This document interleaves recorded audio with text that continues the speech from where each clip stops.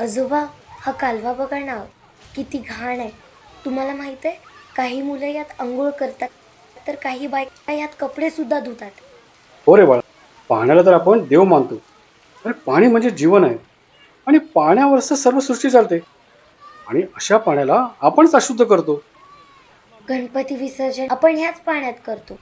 मग आपणच आपल्या बाप्पाला इतक्या घाणेरड्या पाण्यात सोडतो.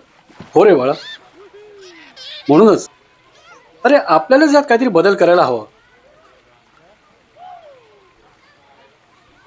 माझे माहेर पंढरी आहे वरेच्या तेरी. आजोबा, एक विचारू? बोल ना. आजोबा, माझ्याकडे एक सुपर डुपर आयडिया आहे. या वेळेस आपण बाप्पाची मातीची मूर्ती घरीच बनवली आणि त्याचं विसर्जन घरीच करून त्याचं पाणी तुळशीला घातलं तर, म्हणजे आपली तुळस सुद्धा किती हॅपी दिसेल. अरे वा, किती सुंदर विचार आहे तुझा.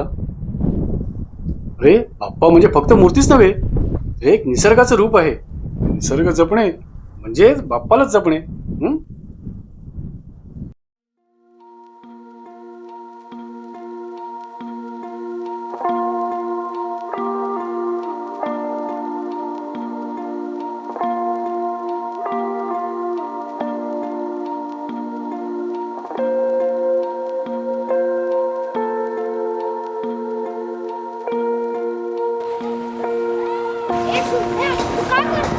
अरे, यावेळेस मी घरीच मातीचा बाप्पा बनवतोय आणि घरीच विसर्जन करणार आहे. तुम्हाला पण करायचंय का?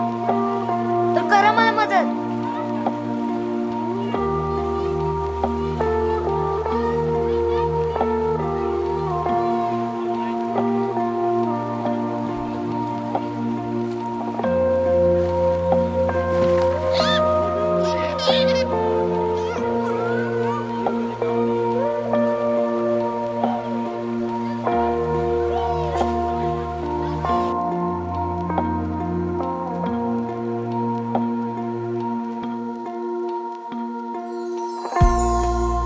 गणपती बाप्पा मोरया, मंगल मूर्ती मोरया, पुढल्या वर्षी लवकर या.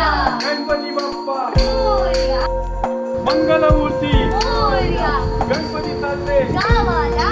गणपती बाप्पा.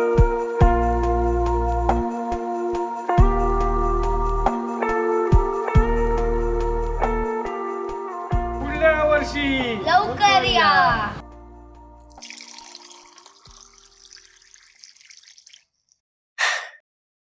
आजोबा पहा, आता बाप्पाचे ब्लेसिंग्स या तुळशीला मिळाले. हो बा, जिथे निसर्ग वाचतो तिथेच खऱ्या अर्थाने देव राहतो. आणि ही सुरुवात तुम्हीच करत आहात आणि हेच खरं बाप्पाचं वरदान आहे.